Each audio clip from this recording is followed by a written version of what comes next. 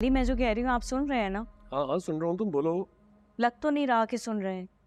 सारा बहुत important documents हैं, वो ईमेल करने हैं, बस थोड़ी सी देर में। टाइम क्या हो रहा है? आंटी की दवाई का टाइम हो गया, मैं उनको दवाई दे के आती हूँ। अच्छा जल्दी आना। जी।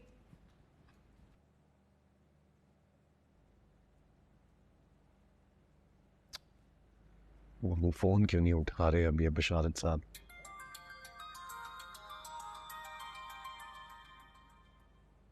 सर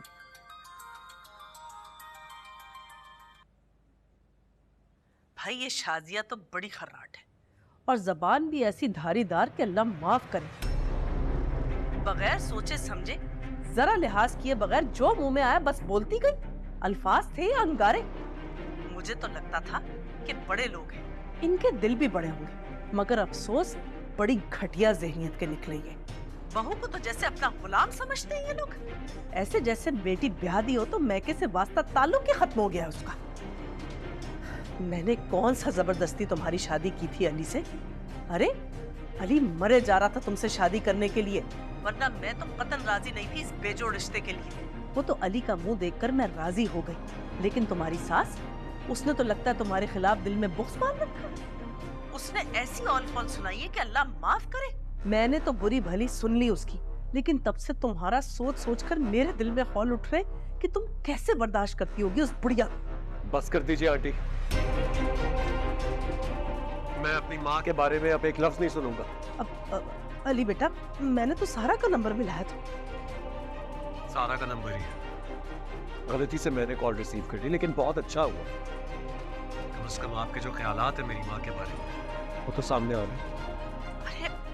नहीं नहीं बेटा, तुम्हारी माँ ने इतनी जली कुटी सुनाई थी मुझे कि मुझे गुस्सा आ गया था, इसलिए मैंने सब कह दिया। तो इसका क्या मतलब है कि आप इतनी बेइज्जती करें मेरी माँ की? देखो अली, इज्जत बेइज्जती की बात तो तुम ना ही करो तो बेहतर है, वरना जितनी बातें तुम्हारी माँ ने मुझे सुनाई है ना, ये तो मेरी आला ज़र्फी कि मैंने सुन भी ली और सह भी ली, वरना क्या हमारी कोई इज्जत नहीं है?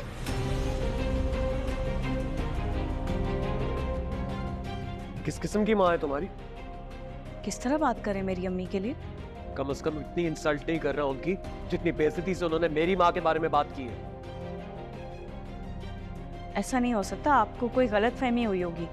अम्मी आंटी की बहुत रिस्पेक्ट करती हैं। हाँ, उसका अंदाजा तो मुझे उनकी कॉल रिसीव करके ही हो गया कि कितनी इज्जत करती हैं वो मेरी माँ। बुढ़िया, फरांट, ऐसे टाइटल दे रही हैं वो माँ को।